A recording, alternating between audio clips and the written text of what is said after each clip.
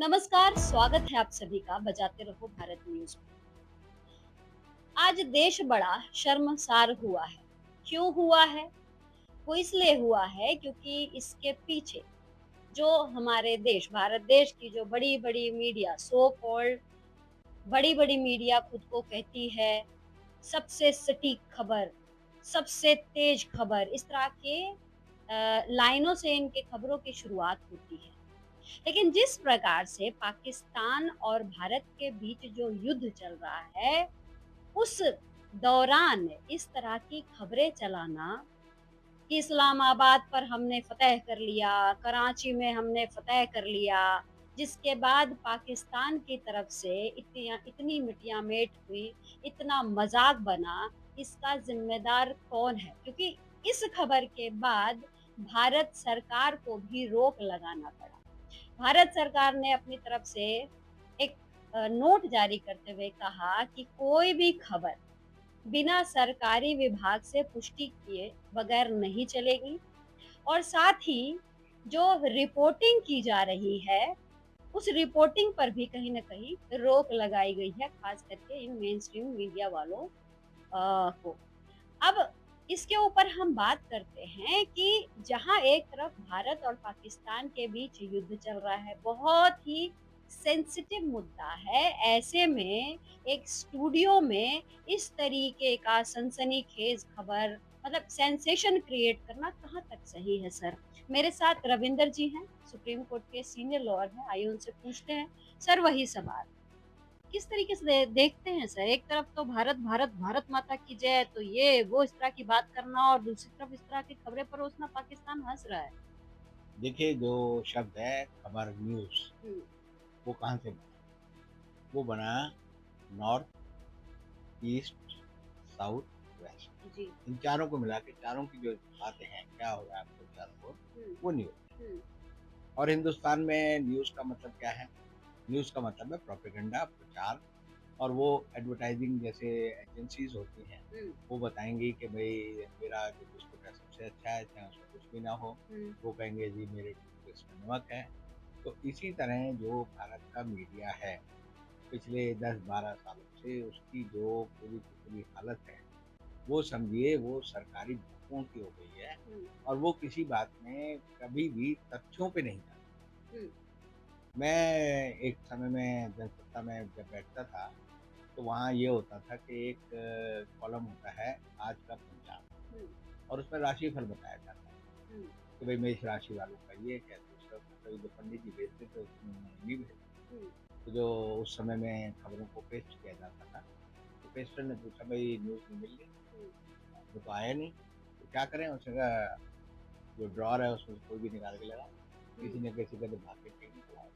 हुँ, तो न्यूज़ के साथ भी यही है, ये सारे चैनल जो हिंदुस्तान के हैं, हुँ, कोई मेहनत नहीं करता। हुँ, अभी आपने देखा एनडीटीवी से 150 लोगों को निकाल दिया, उससे पहले और चैनलों से निकाल दिया। हुँ, तो इसलिए क्योंकि सब आदमियों को पता है कि खबर में लोगों की रुचि नहीं है, हुँ, हमें सिर्फ़ स्तुतिगान करना है। हुँ, पहले कोर्ट के रिपोर्टर होते थे, उनकी रिपोर्टिंग होती है, एक सी होती हुँ, थी, लेकिन उसमें शब्द अलग-अलग। हुँ, अब समझिए कि जो खबरें हैं वो वर्ड टू वर्ड सेम होती हैं, कट एंड पेस्ट होती हैं, हुँ, और कोई नहीं पढ़ता। और मैं जनता को क्या कहूँ, मीडिया को क्या कहूँ, सुप्रीम कोर्ट के जो एक प्रधान न्यायाधीश थे, हुँ, उनका तो ये हाल था दीपक मिश्रा का, उन्होंने पूरा जजमेंट ही कॉपी पेस्ट कर दिया अच्छा। और वो दे दिया, और देने के बाद जो एज़ आर्बिट्रेटर उनका फैसला जब उनका जो दिया हुआ आर्बिट्रेशन अवार्ड था, वो जो सिंगापुर है, हुँ। वहाँ की सुप्रीम कोर्ट के पास आया, तो वहाँ की सुप्रीम कोर्ट ने कहा कि ये फैसला जो है चोरी का है। इसमें 212 पैरे जो है चुराए गए हैं, कॉपी पेस्ट। तो ये है, लेकिन सर इसको अगर इस तरीके से देखा जाए, आपने कहा कि महिमा मंडन में लगी रहती हैं सारी मीडिया, लेकिन अगर इसको इस तरीके से देखा जाए कि टीआरपी के लिए कुछ भी करेगा, जी। चाहे देश की अखंडता, मर्यादा धूमिल होती रहे, लेकिन टीआरपी के लिए सब कुछ करेंगे। देखिए, टीआरपी का झगड़ा आपको याद होगा, आज से 3 साल पहले हुआ था, बड़ा तगड़ा। हुँ, और उसमें पता चला था सारे न्यूज़ चैनल जो है फेक टीआरपी चलाते हैं, हुँ, और उसमें जो अर्नब गोस्वामी का पति कभी भारत है, उस पे मुकदमा भी दर्ज हुआ। हुँ, और मैंने एक बड़ी कंप्लेंट सीबीआई को भेजी हुई है। वो हुँ, कंप्लेंट मैंने भेजी सीबीआई वालों को, और वो जब उन्होंने मुझे बुलाया, बोले जी इसमें ये फ़ॉर्मूला दिया हुआ है। हुँ, तो एक फ़ॉर्मूला जो है एक एक्ट में है, जिसे देश की संसद ने पास किया है। हुँ, और जब मैंने सीबीआई के एसपी को कहा कि भई ये मेरी कंप्लेंट है और टीआरपी और इसके साथ जो भुगतान है उसके बारे में फ़ॉर्मूला ऐसे करो। हुँ, बोले फ़ॉर्मूला तो हमें आता नहीं कैसे होता है ये। तो जब सरकार ने एक ऐसा एक्ट पास किया कि टीआरपी का पेमेंट कैसे होगा और उस फ़ॉर्मूले का इम्प्लीमेंट कैसे होगा ये नहीं पता। हुँ, और वो देश की संसद ने पास कर दिया। मैंने कंप्लेंट करनी थी सीबीआई को, सीबीआई ने मुझे बुलाया, हुँ, बोले हम इस पे एक्शन नहीं लेंगे। तो इस देश में कानून की कोई पकड़ नहीं है, हुँ। इसलिए लोग जो है कानून का पालन नहीं करते और जो कानून संसद बनाती है, मैं कहूँगा हमारी देश की संसद बेईमान लोगों से भरी हुई है जो कानून पढ़ते नहीं। देखिए सर, एक बात बताइए कि जो एक मैं तो दुकान ही कहूँगी, जो दुकान एक लगी रहती है स्टूडियो के अंदर, जिसमें सारे ex major, colonel, major general, इतने बड़े-बड़े पोस्ट पर तैनात रहे लोग जो आज रिटायर्ड हैं, वो वहाँ पर बैठते हैं। लेकिन उनके सामने ही इस तरह की चीज़ें परोसी जाती है।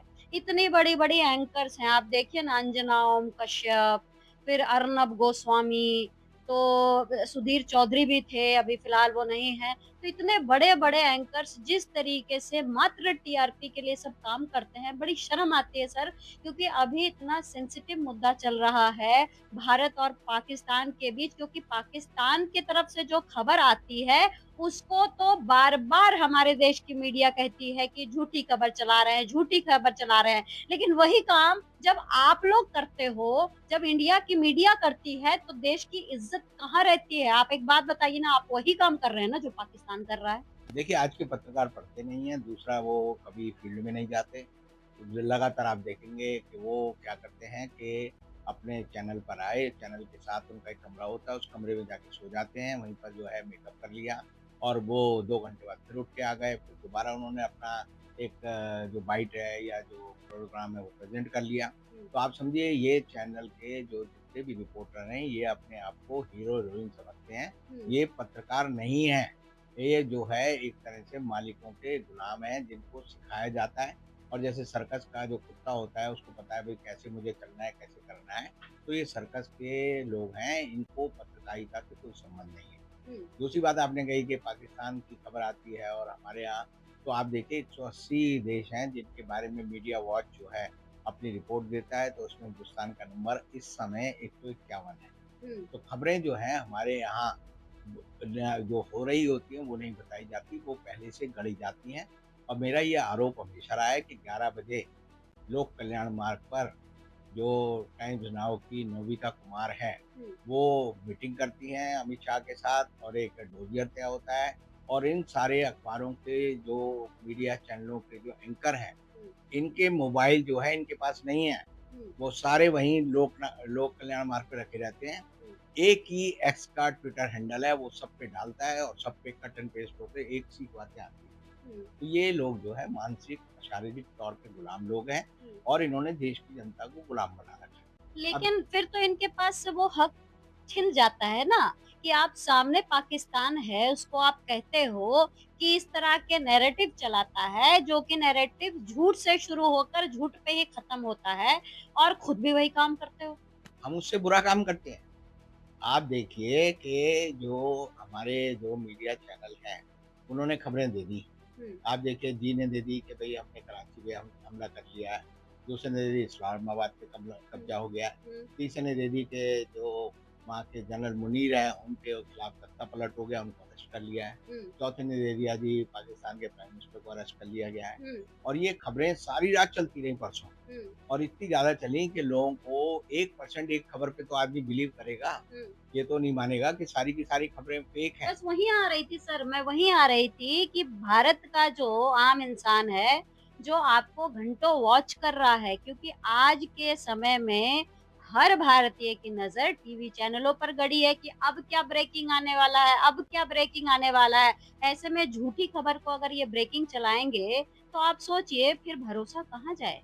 आप देखिए लड़ाई जो है बड़ा सीरियस बेसिस पे है। हुँ। पूरे देश की जो आन-बान, शान है वो उस पे टिकी होती है। सेना आर्मी के आर्मी आर्मी का मज़ाक है सर ये मैं तो। वही कह रहा हूँ, सेना के जवान की जान उसमें जा रही होती है। लोगों के माँ-बाप और बेटे बहनें, बेटियाँ घर पर इंतज़ार करती हैं कि लड़ाई का क्या होने वाला है। जी। उसको इन्होंने जो है कॉमेडी शो बना दिया और कॉमेडी शो भी ऐसा बना दिया है कि जिसमें सच का कोई टुकड़ा नहीं है। ये जी। झूठ बोलते हैं। अब आप कहेंगे ये झूठ क्यों बोलते हैं? हुँ। झूठ बोलने के लिए मैं फिर कहूँगा भारत सरकार ज़िम्मेदार है। नहीं, लेकिन आपकी सर यहाँ पीआईबी पर सर 1 मिनट मैं आपको काटना चाहूँगी। आप कह रहे हैं भारत सरकार ज़िम्मेदार है।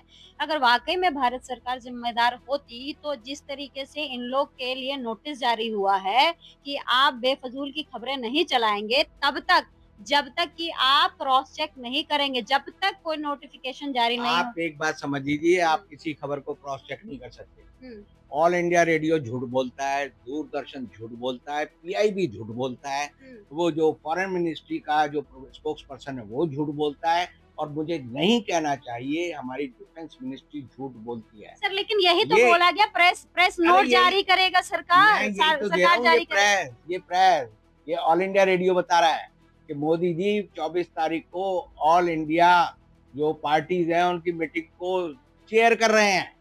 मोदी जी गए नहीं। ये कैसे चली गई खबर? मैंने पीआईबी उस दिन सारी खोली, मेरे पास सारा रिकॉर्ड है।